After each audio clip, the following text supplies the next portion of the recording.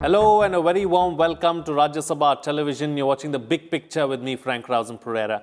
Well, in a reflection of their rapidly growing ties, India and Bangladesh on Thursday sealed 7 agreements to expand cooperation in diverse areas and restored a cross-border rail link which was in operation till 1965. In this edition of The Big Picture, we will analyze the strengthening India-Bangladesh ties.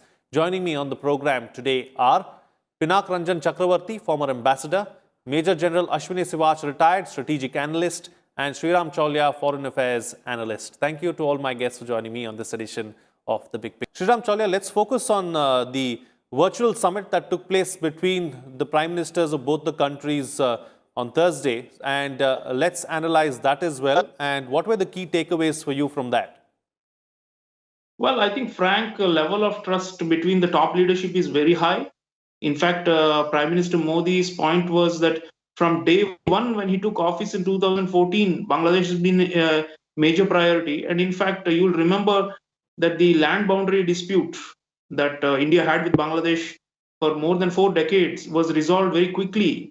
Prime Minister Modi famously told Sheikh Hasina, "Aap mujh par bharosa rakhiye."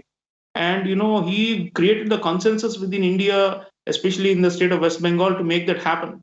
Unfortunately, the Teesta Waters Accord, the other big issue, transboundary river issue, has not yet been resolved due to some domestic considerations in our own state level politics.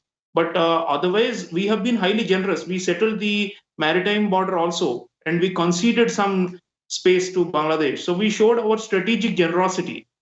Big country, neighborhood first. Narendra Modi was very clear that where there is an international tribunal and it is awarding to Bangladesh, we concede. So I think that was taken in a very good spirit, because Bangladesh expects generosity from India.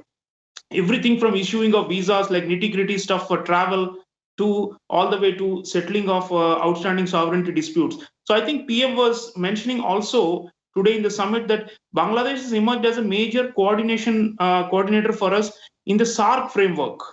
And there, as we know, the SAARC, unfortunately, due to the Pakistani intransigence, has not been really successful. But if you take that out, the SAARC -1, then Bangladesh is the driving force. And that BBIN, the Bhutan, Bangladesh, India, Nepal corridor that we have, and which we are now likely to develop further with these trans-border railway corridors that are coming up. If we can do the similar ones across the Himalayas with Bhutan and Nepal, then Bhutan, Bangladesh access to Chittagong port will become easier. These landlocked countries up north, they are looking for access to the Indian Ocean for their own trade. And if this news is good, not only bilaterally between Bangladesh and India, but for other SAARC member countries. I think prime ministers of both countries were talking about how this has become a model bilateral relationship. And I think that's something really worth cherishing. And in fact, it could be an example. I mean, people are saying now we have the similar one with Maldives as well.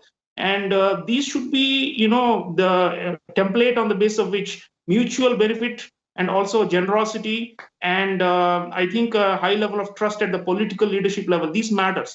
The other thing that caught my mind was, Prime Minister saying that the Serum Institute, our medical diplomacy, our COVID, vaccines will be given to Bangladesh on a high priority once these regulatory approvals have come through. And already the Serum Institute in Pune has promised 30 million doses to the partner in Bangladesh called Beximco.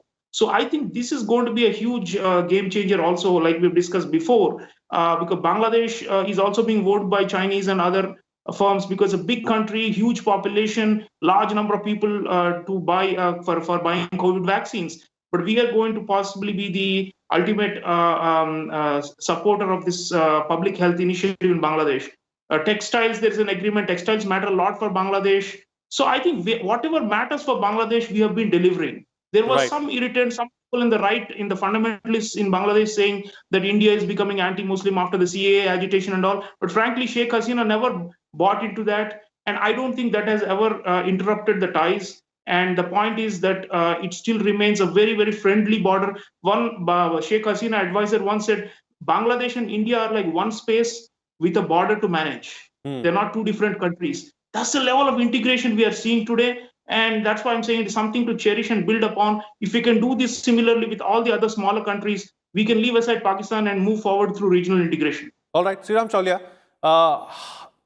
there's no doubt that Indo-Bangladesh ties are in a special place, have scaled new heights. What do we need to work on to ensure that we scale newer, even newer heights? Well, I think, Frank, definitely we need to open our markets more to Bangladeshi products. Already, Bangladesh is a top trading partner for us within SAARC. And we need to support their economic recovery from the corona pandemic and the shutdowns and all these. The entire 2020 has been pretty much a washout for them as much as for us. So I think post-pandemic recovery, in fact, the Ministry of External Affairs was saying that today's the virtual summit is meant to chart out a roadmap for bilateral ties in the post-COVID world. So I think that should be a top priority. We should continue to show our generosity on that front. The other is, Sheikh Hasina needs to be strengthened, but we must also keep our, ties open to all other political elements in Bangladesh. Because, Sheikh Hasina, there's a criticism that she's become more authoritarian lately and less open to dissent or alternative viewpoints. So those kind of problems, we need to coordinate better and ensure that there is a legal movement of people. There's a trans-border rail, road, inland water transit. There's so many connectivity projects we're doing, but we should coordinate better in terms of weeding out unwanted elements who may misuse the relative openness of the borders to carry out terrorist attacks inside India. That is a real fear. So one thing about China, Frank, and that's something also we must work on. China wanted to invest heavily in the Sonadia deep water port in Bangladesh, and they were promising billions and all that. But now Bangladesh cancelled it. Sheikh Hasina has been very crafty. So although she is part of BRI and is accepting Chinese funds, she's always tried to balance it out. And now the Bangladesh government says that they'll go ahead with a Japan-financed Matabari port, deep sea port closer to the old Sonadia location. Now, that is something that's very interesting for us because Japan is also very big player now in the infrastructure development of India's Northeast. So in terms of our Act East policy, teaming up with Japan will bring a lot of dividends for a country like Bangladesh. Bangladesh is still classified as a LDC, least developed country, and it will take at least 4 or 5 more years of rapid growth. It's been doing very impressively. So for it to reach the middle income category, it will need a lot of help from outside players. And while India may not be financially, we don't have as much deep pockets, Japan can help. And Japan and India are part of the Asia-Africa growth corridor, which is supposed to encompass Bangladesh.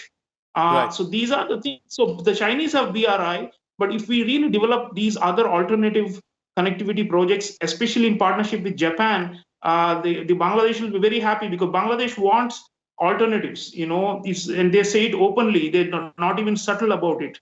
The Chinese are, coming down with lots of checkbooks to open and to write and throw at their faces. But Sheikh Hasina knows her sovereignty, the democracy, the very identity of Bangladesh as a secular and moderate country hinges on push and keeping the Sino-Pakistan axis away, because otherwise she herself could be toppled. So I think she needs India, but she needs other players. So we must engage even with the US now. So under Joe Biden administration, so let us bring in Japan and US and have a trilateral engagement to shore up Bangladesh in all possible ways, especially for recovery. And then you will see that, the relationship is stable. The radicals, the far right Islamists and all will keep on spewing venom against India, but they will be neutralized. Okay, all right. Gentlemen, we'll have to leave it at that. Thank you so much for joining me on the program and putting things into perspective for us.